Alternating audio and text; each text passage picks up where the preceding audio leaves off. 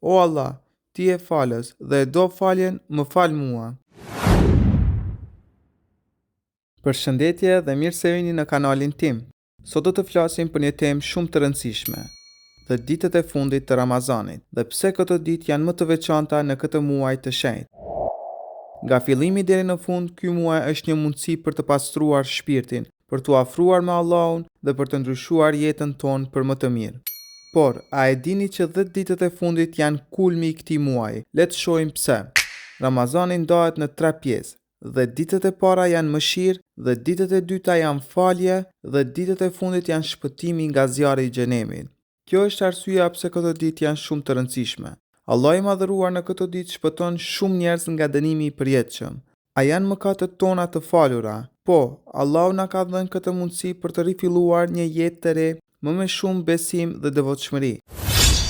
Nata e Kadrit, më e vlefshme se 1000 muaj. Një nga arsyet kryesore pse këto ditë janë të rëndësishme është nata e Kadrit. Allahu thot në Kur'an: Nata e Kadrit është më e vlefshme se 1000 muaj. Surja El Kadr 3. 1000 muaj janë rreth 83 vite adhurim. Imagjinoni sa shumë shpërblim fiton ai që e kalon këtë natë në ibadet. Profeti Muhammed, paqja qoftë mbi të, na ka treguar se nata e Kadrit gjendet në netët teke të 10 ditëshet e fundit të Ramazanit. Nata e 21, nata e 23, nata e 25, nata e 27, nata e 29. Prandaj, ne duhet të bëjmë më shumë ibadet në të gjitha këto net, sepse nuk e dim me siguri se cila është nata e Kadrit. Profeti Muhammed, paqja qoftë mbi të, e shtonte adhurimin. A e dini se si e kalonte profeti ynë këtë ditë? Aisha radhiyallahu anha tregon: kur hynin 10 ditët e fundit të Ramazanit, profeti Muhammed, paqja qoftë mbi të, rinte zgjuar natën, zgjonte familjen e tij dhe përkushtohej edhe më shumë në adhurim. Buhari dhe Muslim. Kjo tregon se këto ditë nuk janë si ditët e tjera të Ramazanit. Profeti nuk e linte asnjë natë të kalonte pa u përkushtuar plotësisht te Zoti.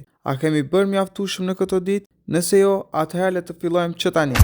Çfarë duhet të bëjmë gjatë këtyre 10 ditëve?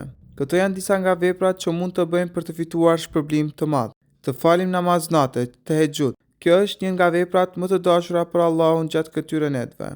Të lexojmë më shumë Kur'an. Kjo është koha ideale për të përfunduar ose për të lexuar sa më shumë nga Kurani. Të bëjmë istighfar, të kërkojmë falje. Fjala më e thjeshtë dhe më e vlefshme që mund të themi është: Allahumme innaka afuwan tuhibbul afwa fa'fu anni. O Allah, ti je falës dhe e do faljen, më fal mua. Të japim sadaka. Çdo vepër e mirë shumë fishohet në këtë ditë. Edhe një sadaka e vogël mund të ketë shpërblim të madh. Të kujdesemi për familjen dhe të varfërit. Ramazani është muaji i mëshirës dhe i ndihmës për ata që kanë nevojë. Mos e humbisni këtë mundësi.